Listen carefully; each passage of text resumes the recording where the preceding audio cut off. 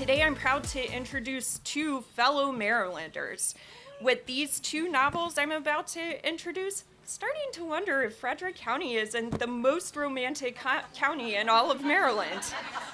Sarah Adler writes romantic comedies about lovable weirdos finding their happily ever afters. She lives in Maryland with her husband and daughter. Her latest book is Happy Medium, which takes right in our county to the north, Frederick County. Andy Burke writes romantic comedies between her pediatric RN shifts. She lives in Maryland and is a Montgomery County local, and her debut novel is Fly With Me, which is set right in Frederick. And they'll be in conversation today with our wonderful moderator, Christina Wright. So without further ado, the authors.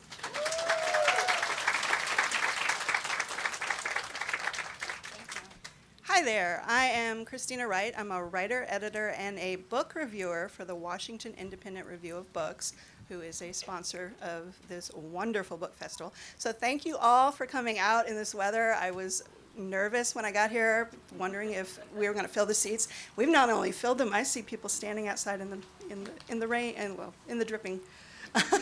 There's some seats up here though, if anybody wants to come fill in, if you want to sit. Yeah, let people know where the seats are. Okay, so I'm going to show you just how much I love these writers because I came from Richmond, Virginia, and drove through DC traffic yesterday in the rain to get here. Yay. And here are their books. I'm gonna let you guys hold your book since I'm gonna drop them on the ground. There you go. And I was here last year with Sarah Adler, and I believe it was just a couple of days before the launch of your first book, Mrs. Nash's Ashes, and we discussed being a debut author, what that meant, and here we are a year later, book 2 in your hand. I'm going to start with you and say, what's happened in the last year? How's your life changed from the blockbuster that Mrs. Nash's Ashes became? You were on all sorts of lists.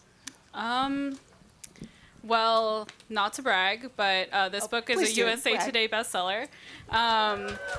So that was a nice little accomplishment to check off my bucket list. Otherwise, not much has changed. I mean, I'm still chugging along, working on book 3, 4. I've gotten to do a lot more fun events. Which has shown me just how great this one is because I'm like, wow, this one is so well organized. I think we can agree, is the best. Yeah, it is a really great time. Yeah, I don't know. I mean, it's really weird. I'm starting to get recognized when I'm grocery shopping.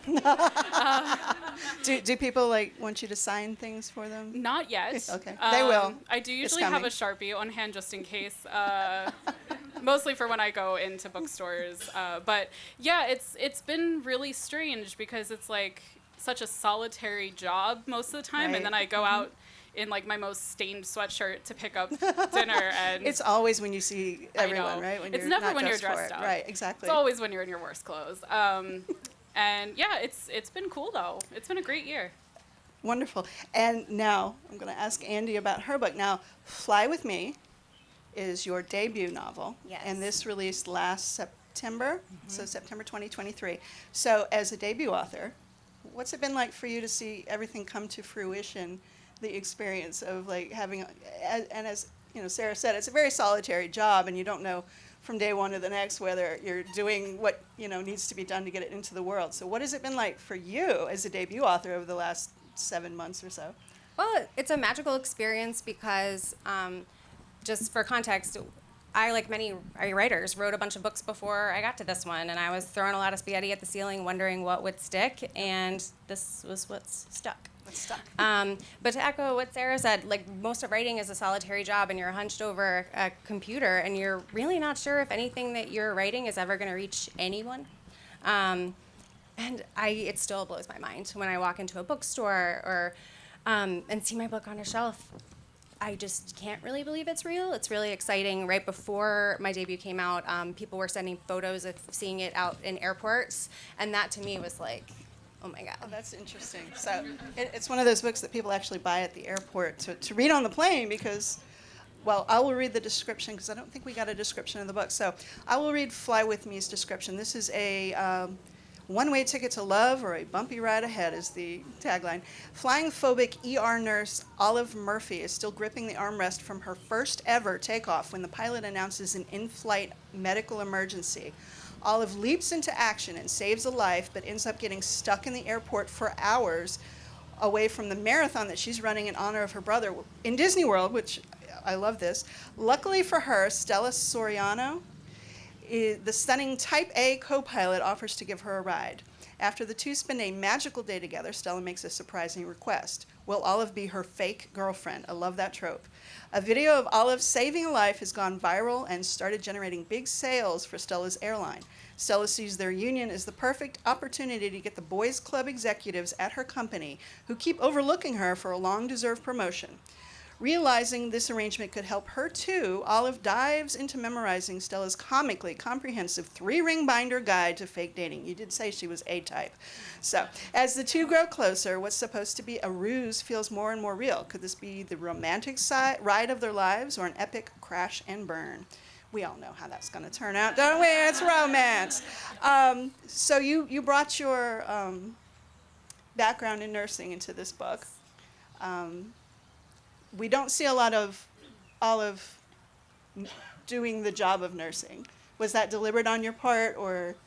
Yes. So I think a lot of the problem I have with representation of nurses in media is either usually they're really not doing all the things that nurses do. Typically, when you're watching Grey's Anatomy or these other shows, you see doctors and surgeons like touching patients, and not doctors are great. And I'm not Anybody that's saying ever been to the hospital knows that the nurses do all the work. But yes, and when I was writing this book, there were drafts of it that had more of Olive at the hospital doing her day-to-day job. But what I really wanted to highlight is who nurses are outside of the hospital and how being a nurse tends to permeate so many other facets of your life because you see life in a different way when you're a nurse. Because your everyday can just be people's worst days. And that's what you're having to go face every day, but that doesn't mean that you don't have this whole full life that's happening outside of that. And that's something that I don't see represented very often in media that I really wanted to show off in this book. And I love that. Your every day is somebody's worst day, and it's so true, and it comes out in your story because I believe you had a little note about love happens no matter what's going on in your life, and Olive is going through a very traumatic experience personally with her brother, but she's also developing this relationship that's turning into more than a fake relationship. Did you get any pushback? I'm curious about this because being in the medical field, I know there's a lot of morbid humor and love happens, and I've watched enough Grey's Anatomy to know what goes on. But I know it's not real. But did you get any pushback in terms of like, wow, there's some really dark, heavy topics going on here, but you're making it a romance? You know, I didn't. I was very fortunate with my editor and my publisher. They really saw my vision for the book. And they recognized that one of the things I wanted to straddle were the different types of tone and, explore all the different things that a romance could be, because our lives are not just one thing. And we don't get to experience these like happy, wonderful, magical things in a vacuum. We have other things going on at the same time.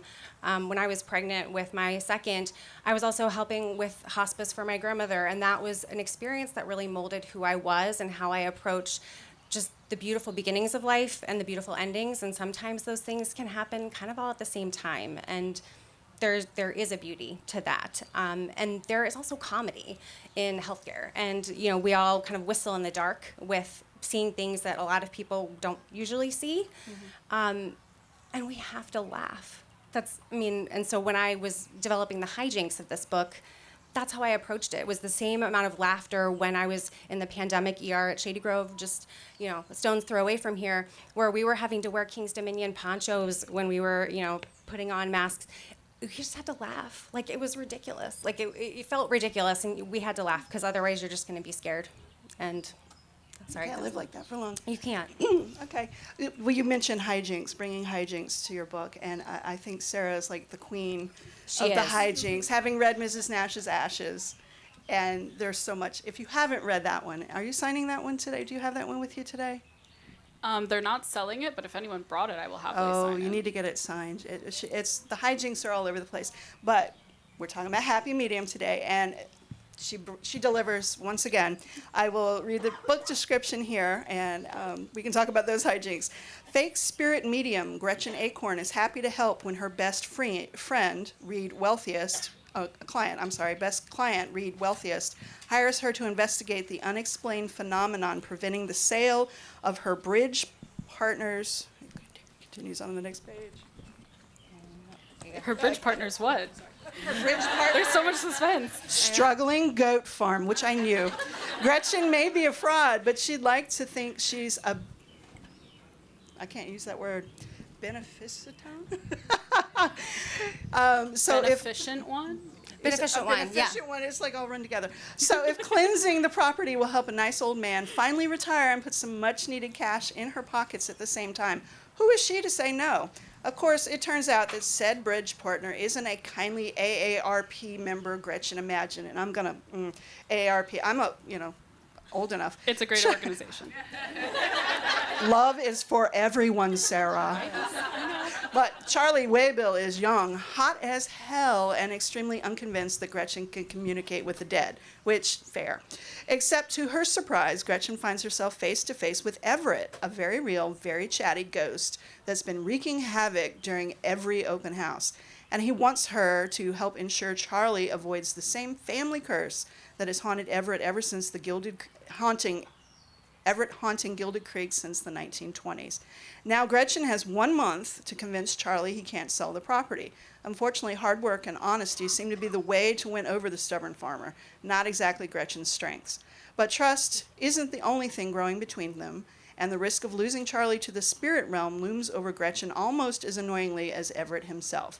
To save the goat farm, its friendly phantom, and the man she's beginning to love, Gretchen will need to pull off the greatest con of her life, being fully, genuinely herself. Love this. Gretchen is a con artist. From page 1, we know, and there's a word that she uses to describe herself that I won't hear because there are children in the audience, but she's a bull artist, okay? And she comes by it genetically. Her father, her estranged father, also is a con artist. Now, you have this character who, she has one rule, and her rule is to leave people better off than she found them, essentially. So she's providing what I would consider a kind of therapy. Fair assessment? Yeah. Okay. How do you go about crafting a character who most of us, if we met them, would not like them once we knew what they really did? How do you go about balancing this sordid kind of lifestyle that she leads, knowing that she's lying to people about speaking to their dead relatives, with the just utter hijinks, to use Andy's word, that you go from there? And I loved her. I mean, Gretchen is fantastic, but I have an idea of how you did it, but I want to know, where did you start with that? I'm going to write about a con artist. And I do want to mention that this started as a tweet. Is that correct? The premise for the story started as a tweet. Can you explain that, and then tell me about Gretchen, and how do you make a con artist sympathetic? Yeah, so in October 2021, I tweeted out a joke that I thought of while playing a game with myself, which is like, I think of a bad pun, and then I think about what that romance book would be if that was the title. And I was folding laundry, and into my head popped, I ain't afraid of no goats. And I was like, well, that would be obviously something kind of like the movie Ghost, but like Whoopi Goldberg would like be getting with Molly. And then I was like, well, that's interesting. But anyway, so I tweeted about it, and it was just a joke. I didn't mean anything by it because that's ridiculous. And then it just like didn't leave me alone. I just kept thinking about this concept and started working out how I could make it an actual thing. And before I knew it, I had my agent's approval and my editor's approval, and then I had to turn this like one line joke into an entire book, which was pretty hard. But you did it so brilliantly. I mean, it just comes. And as for Gretchen, I think I knew I wanted a quote-unquote unlikable heroine. I think that those are really interesting. I think other than hijinks, maybe another hallmark of my work is earnestness, whether it's cringy or not. And I think Gretchen is a very earnest person who is genuinely trying her best to do good in the world with the very faulty tools she's been given.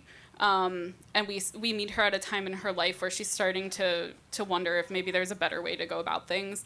The shine has kind of worn off the con at this point.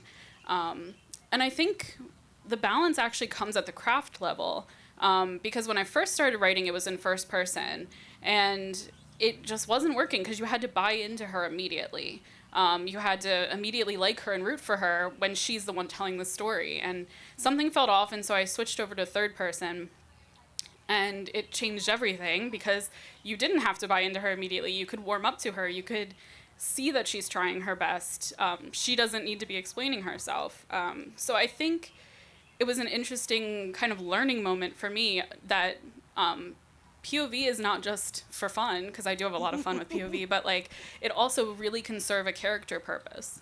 How far were you into it in first person before you swapped over to third? That's curious. I think I was only like 2 chapters. It was Okay, pretty early on that okay. I was like, something about this is not quite right. Yeah, because I can't even imagine first person. I feel like it would be difficult in that regard. Well, something I wanted to address with both of you is, and I've already kind of touched on it with Andy about talking about the seriousness of the things that Olive is dealing with in your book, but Charlie has some things that he's dealing with. The protagonist in Happy Medium, he's dealing with something with his grandfather, while in Fly With Me, Stella's Olive's love interest, Stella, is dealing with something with her father. Why don't we start with Andy and kind of explain what's going on in that there, and maybe Sarah can kind of address the topic. I don't know how far. I don't want to give away too much, so I'll let you say as much as you want in regard to. I guess for me, I wanted to explore the idea of caregiving in a lot of different spheres in my book. And so Stella is also having to be a caregiver, but she's a pilot.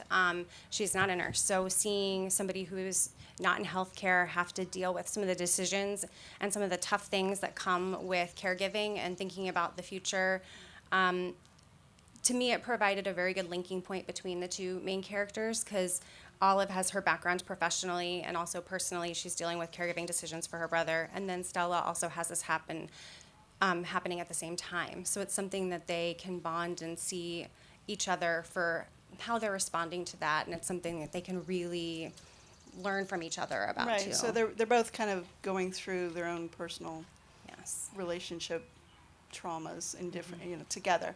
Whereas with Sarah, we have one character who has no relationship with her family, and then how she sees Charlie with his grandfather.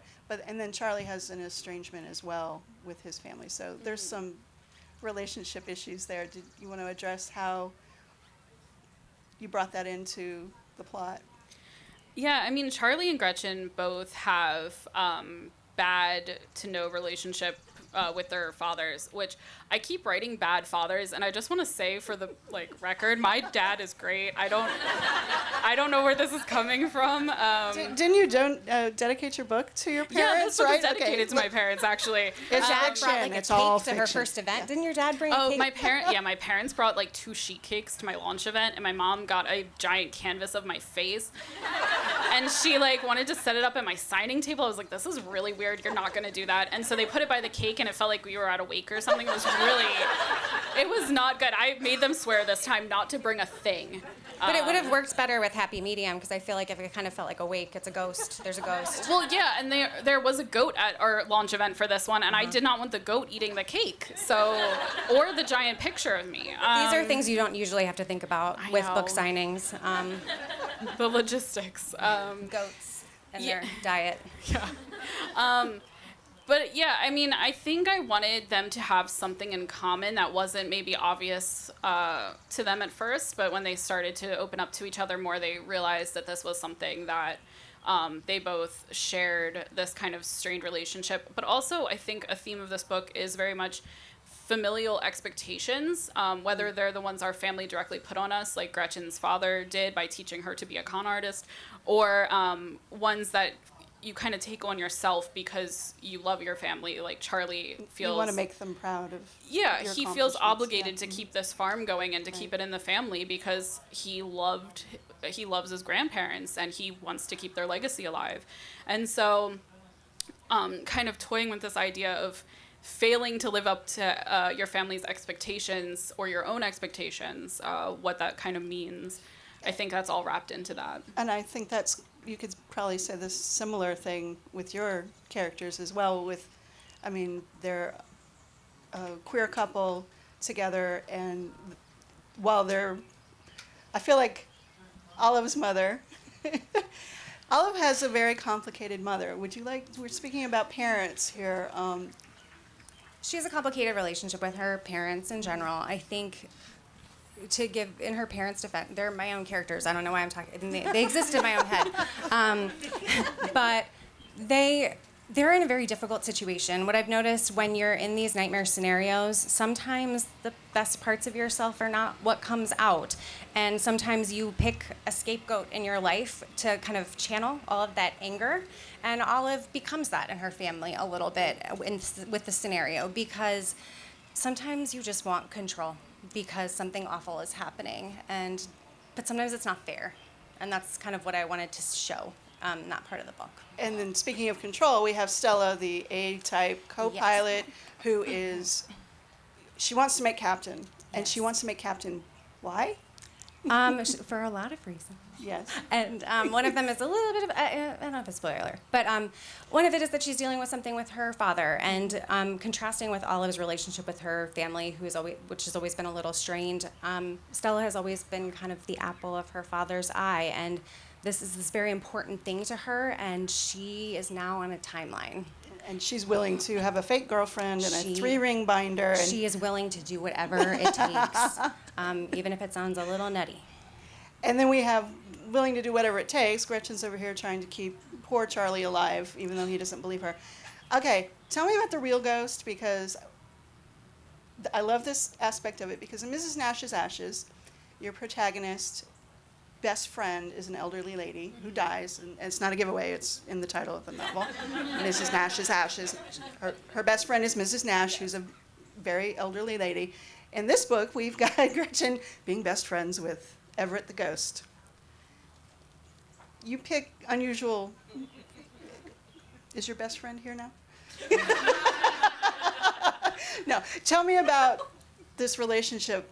Obviously, she's lived this life, kind of like on the edge of society, a little oddball of a character, but she bonds with a ghost. So was that, obviously, I ain't afraid of no goats, but besides the goat relationship she does develop a relationship with the goats, which is wonderful, and she's terrified of them and goes from terrified to very fond, I think. But where did Everett come from? Your first novel didn't have quite the paranormal elements of this one. In the midst of this very realistic story of somebody who's dealing with, her father being a con artist and her not, the shine is worn off, as you said. How do you introduce a ghost and make him the catalyst by which everything comes together? Well, first, it only struck me later that I do have a little Easter egg in this book referencing Hollis's book in Mrs. Nash's Ashes. So that means they do take place in the same universe. So canonically, there are ghosts in Mrs. Nash's Ashes world, I guess. But so in this universe, ghosts are rare. Everett makes a point of saying, like, do you see any others around? No, because it's just me here. It's a very lonely existence for him.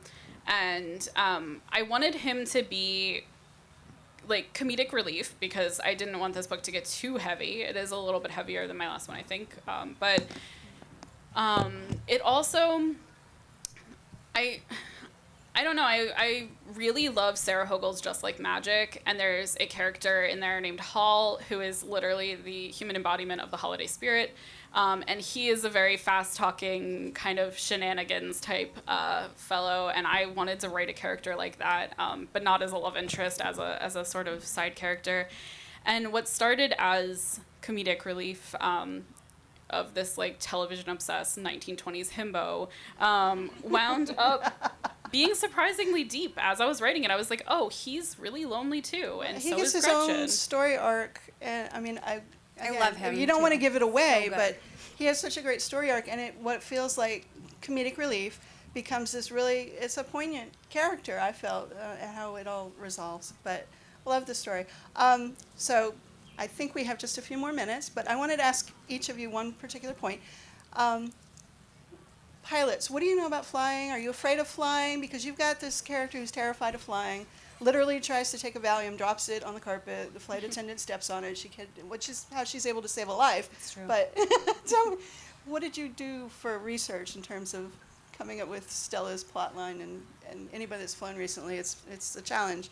Just to be clear, all the flights in this book, they're all great. Everything turns out good. There's no bad flights. Everybody's safe and happy. Everybody lands Everybody and gets where they're lands. supposed It's to great. eventually. Yes. Yes, I don't like flying. I've gotten better about it in recent years. But I grew up, my mom was actually a computer programmer who helped program air traffic control systems. So when I was a little kid, I would go to her Take Your Child to Work Day, and I would see like big screens for the air traffic control systems with airplanes flying across.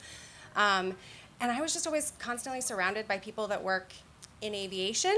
And so it became more and more ironic that I don't like flying. And I think planes stay up with magic, no matter how many times. I feel that way about helicopters. Yeah. That's got to be magic. Too I many don't know. points of Something failure on a weird. helicopter. It's So do you not fly, or No, I you- fly. Okay. With my kids, then I'm like focused on them, and I'm like, I'm gonna act chill so that they don't get scared like I am. But if it's just me, I just try to be calm. But yeah, that's kind of how the flight came in. Well, I just found it fascinating that you had an ER nurse who, I mean, they see everything, and she's terrified of flying. So Yeah. I love that little quirk of her personality. And of course, we have to talk about goats, Sarah. I told you I was going to ask about goats. What do you know about goat farming? How did you learn about goat? I know you don't have goats, right? No, I do not. But you learned about goat farming, and what made you, obviously, the tweet, Yeah. but you stuck with it. You stuck with the whole goat farming industry? I don't know. Yeah. There was a minute where I was like, what if it was a sheep farm, and I called it Fleeced? But then it didn't make sense with the ghost, and I was like, that completely changes the book. But yeah, I watch a lot of goat birthing videos on YouTube, which was another reason I didn't want to change it, because I was like, I am in this now. I've done this. You're committed to the world. It was a beautiful miracle of life that made me very nauseated. I also spent an hour or two following around a very nice lady, also named Molly. Actually, their names are Molly and Sam, just like the protagonists in the movie Ghost. But anyway, they own a goat farm in Northern Virginia called George's Mill, and they make cheese and gelato and all sorts of good stuff.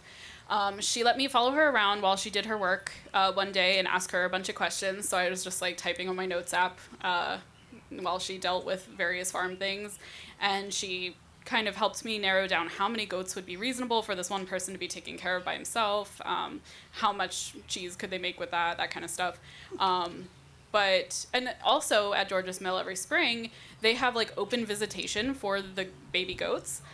So if you go during the weekend, you need tickets. But if you go during the week, they're just like out there to cuddle and like spend time with.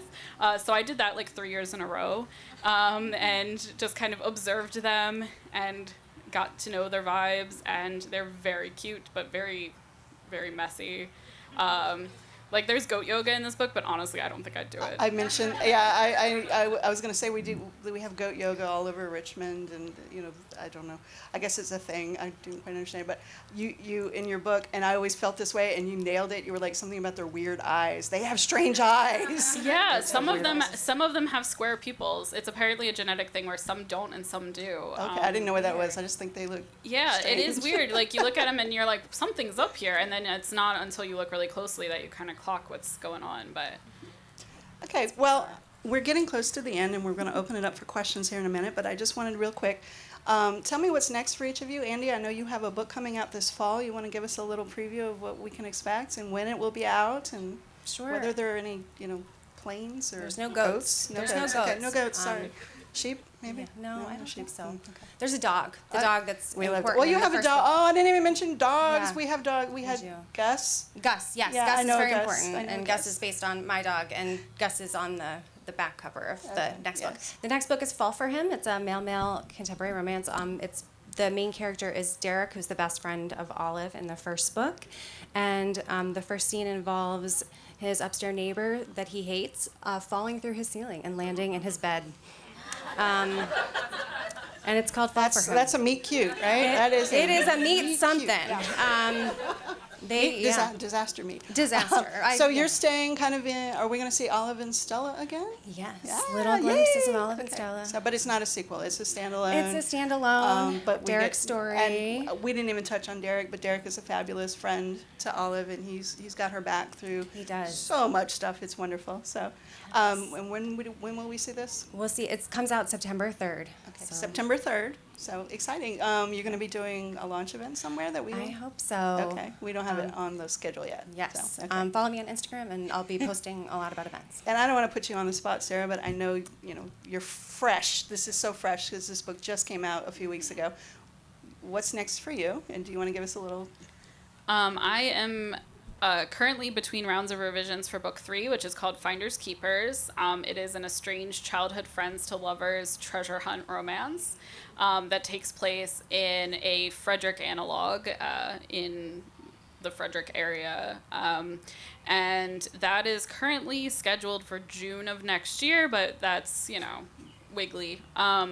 And then I'm drafting book 4, but it hasn't sold yet, so I probably shouldn't tell you anything about it in case nobody wants it. I think we don't have anything to worry about there. But now you will be in a different world. I think I read somewhere that your characters, while they're in the Sarah Adler multiverse, there's no overlap between your characters or their storylines or. No, it's not anyone you've met before. I am trying in revisions to add an Easter egg or two to unless it changes currently, the female main character's mother goes to an art class at the community center at the farm. So I'm trying really hard to in each book carry it through, but so It's okay. I think I love how different your books are, but yet there's a thread of just kindness and earnestness is the word you used, but they're just so authentic and Thank which you. is weird because it's I don't know any con artists. I don't know That any you know of. pilots. That's true, actually. Good point. But I feel like you really bring these characters to life and introduce worlds that I don't really know a whole lot. ER nursing, again, Grey's Anatomy is the limit of my experience. So seeing them have a good day on, it's wonderful. Okay, let's open this up for a couple of questions. Oh, we got one right there. Woo! I have been wondering this for months. So I'm from Frederick, and I've never read a book that is set in Frederick. So I have a specific question and then a general question. There's a scene where where Olive gets food from her favorite bistro. Did you have a specific restaurant in mind of what that was? Okay. So the problem Restaurant recommendation. The problem with writing books like this is that you write them a while ago, and then I'm pretty sure I had a bistro in mind, and then it closed, and then I was like, well, what am I gonna do now? And then I think I just put a filler in. So I did, but then I remember it closing. But then in the second book, there's a lot more. This is not a spoiler. Name drops of specific places. Cafe Nola is name dropped. Curious Iguana is name dropped. Sumitra, the Thai restaurant, that one's name dropped. There's several places that closed. Those didn't close, but that I name drop in that book. I did, but I don't remember what it was at that point. But that's a great question. That is a good Yeah. question. You rarely read about certain small towns. I mean, you hear Seattle and New York and Chicago or whatever. So it's interesting when you, I know that town. So that's interesting. We have, okay, yes, ma'am. Speak up so we can hear you. Oh, I will. I'm a teacher. Oh, okay. Okay, I can put my teacher voice away. There you go. This is from Miss Adler. First of all, I loved this book. Thank It you. was amazing. I read it in 24 hours and I couldn't put it down. So Gretchen's father had written her a letter, and she never opened it. She never did anything with it, which is great. That's fine. Did you have the letter already written, and did you decide not to put it in? Will that be bonus content on your website? I want to know this too. No, okay. So when I first wrote the first draft, it was pretty much how it is now, except minus the scene where she's talking to her old landlord. And I turned it in, and my editor was like, is there a reason you did not have her, like, speak to her father or reveal the letter? And I was like, honestly, because I didn't want to, because I didn't know how.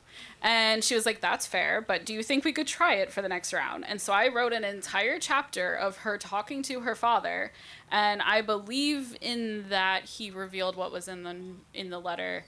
And I sent it back in, and I got the funniest editorial note of my life, which was, wow, you put so much effort into this. Thank you so much. That being said, I think your original instincts were right, and we shouldn't include this. That's very emblematic for publishing. I was Yeah. going to say that sounds like an editor. Which, I mean, she was so nice about it. But I was like, yeah, I agree. This is not working. I think that kind of has to be left unresolved. To the point where I think it's unresolved in my mind. Well, I want to interrupt you just to say, Yeah. as a reader who's had complicated family relationships, I think we all kind of put in that letter our experience with that. If you have a great family and you've never had any sort of issues, yay. But anybody, I don't know which one of you it is, but for everybody else, I think we know that letter, and we have in our head what might be in that letter that we can't subject ourselves to. Yeah, I mean, not to give too much away, but like, it might not be closure for the reader, but it's closure for Gretchen. So that's all I wanted. What else we got? I see a hand in the back over here. Please don't fall. I'm a nurse, but I'm not working right now. She's off duty, folks. Thank you. So I have a question about Fly With Me. Did you have to go to Disney World to do research for this book? And if you had to, do you want to share anything about your favorite rides or anything like that? I didn't, because I was writing it during COVID, and so I was not going to Disney. But I did just go in February, but I was with my kids. So I did traumatize my son by taking him on Haunted Mansion, which is one of my favorite rides. He was not pleased. Yeah, he still brings it up. It's okay. I'll pay for the therapy. The Barnstormer is also one of my favorite roller coasters there, because it's not much of a roller coaster. I went on Space Mountain as a child, and because I was terrified of roller coasters. And my parents afterwards asked me, oh, you seemed like you were okay. And I was like, yeah, I was quiet because I was praying. So, I just love Disney. I like the vibes. think maybe your book is the first book I've ever seen, and I'm from Florida, that I've ever seen Disney World specifically referenced with specific rides. And I have to tell you, I was there in February. I didn't ride the Barnstormer, and I'm going back in November. I will be riding the Barnstormer for you, because I'm like, I think I probably read it or wrote it years ago, but I totally forgot about it until I read your book. So why Disney World? What was that? Was that just, you needed a marathon and you needed a destination? Why did you pick Disney World? I did, and my older brother ran marathons via Disney, and I have several friends who have done the Disney running, and they just always had such a great time. And sounds like it would be so like a sense of place, and it was something that was recognizable, and it all just made sense for the book. Are you a runner? I ran a half marathon several years ago, and then my orthopedist recently asked me why I did that. So I will not be continuing that running career. No. But it was, Olive's journey running in the book is very much based on how I felt. Yeah, Olive is not, she's not the runner that her brother is. No. So every mile is hurting her. Very hard. I could relate to that. Yeah, it's very awful. Okay, do we have more questions? We have a few more minutes, come on. Your burning questions about, there we go. I see someone. I have a question about cover art.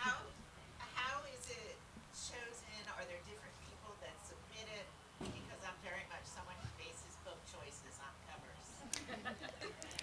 But haven't you heard the saying, don't judge a book? by its we all cover? do. It's a saying. But we all do. Sarah and I think we're talking about this last night because I feel like both of us have had people just see our covers and love them so much. My experience at my publisher, they give me some options. They pick an artist, and then I give them a Canva doc full of lots of ideas that they, just vibes.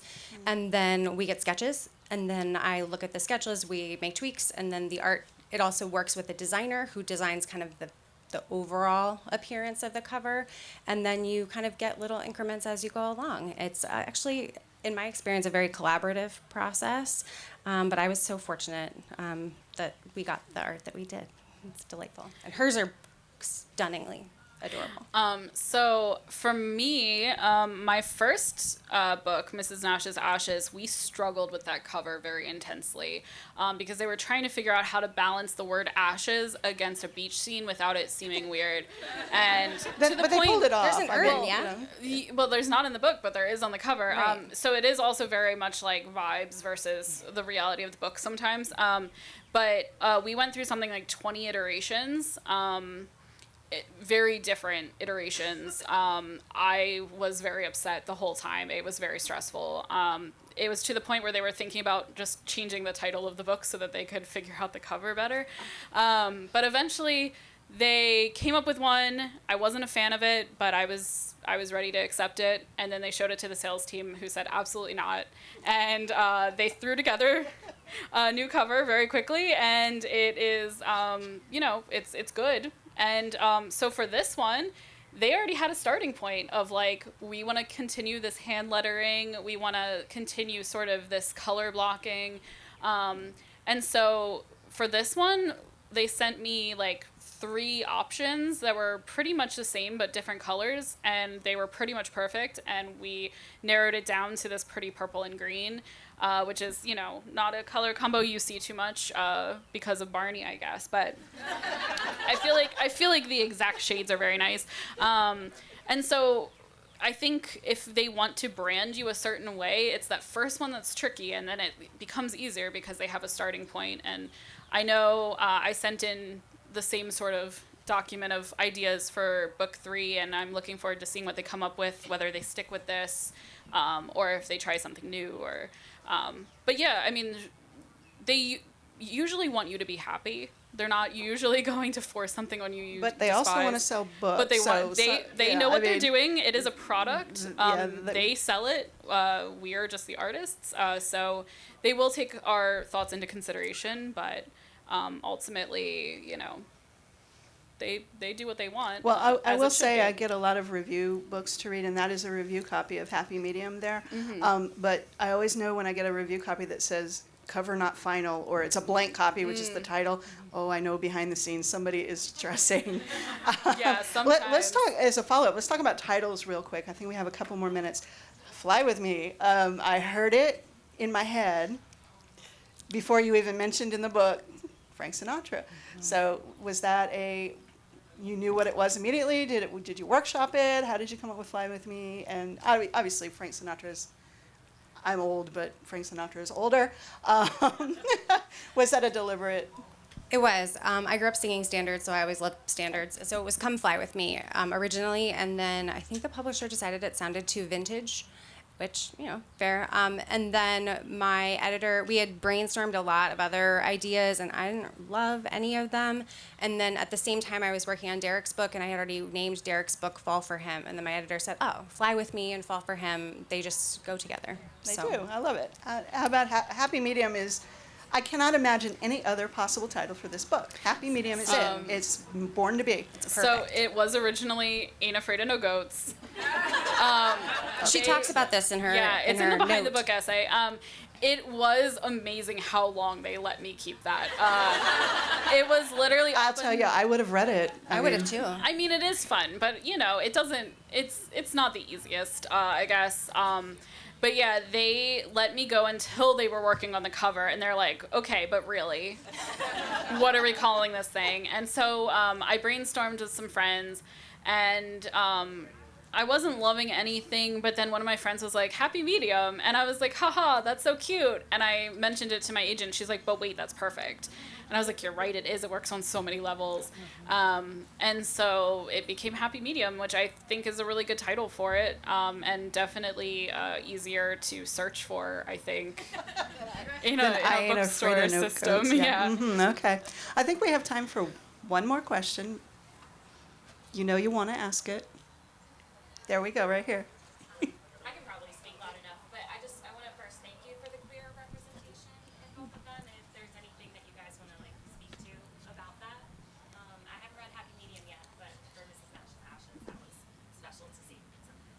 I loved your representation. Her first book's just so good. It was really important to me to do a sapphic that really had a lot of the humor and heart that we've seen sometimes a little bit more attention with the male-male romances in the past years. So it was very important to me not that there's not a place for coming out stories, because there certainly is, but I wanted this to be a story where that's not the source of angst in the story. They're two beautiful queer people that are living their lives, and they have things that are going on, but that their queerness is a part of who they are, and it's a beautiful part, and it allows their story to be what it is. But I didn't want it to be the source of trauma in the story, and that's why I wrote it the way that I did, because I wanted to show off this like beautiful relationship that developed, and it was so important to me to see that. And you have Stella, who's a lesbian, and Olive, who's bisexual, and just seeing how that plays out in their relationship dynamics and the assumptions and different things. I wanted it to be as accurate and authentic as possible. I don't know if that was a good enough answer, but thank you so much for saying that, and it's a joy and an honor to get to write queer books. And I will say, I started reading romances when I was 14. The representation that in your books, and just seeing the trend of more representation, not necessarily the coming out story, but just people living their lives, loving who they love. It heartens me as a mother of teenagers to see this. So thank you to both of you. But Sarah, did you want to speak to? Yeah, so I mean, when I started writing Mrs. Nash's Ashes, I did not realize that I was bisexual, and then I wrote the character, and I was like, wait, but if she is, then that means that I must be too. And it was kind of an aha moment when I was, like 29 years old and married, of like, oh, wait, there's this whole part of me that I've just been neglecting. So I think, I mean, I don't know about you, but I work a lot of stuff out on the page unknowingly, and then go back and I'm like, oh, that's what's up with me. It's kind of therapy. I think that's very common for those of us who are have figured out that we have ADHD or autism or those kind of things. You write characters, and then you see when people say, oh, that's so like ADHD coded, and you're like, yes. Oh. Yeah.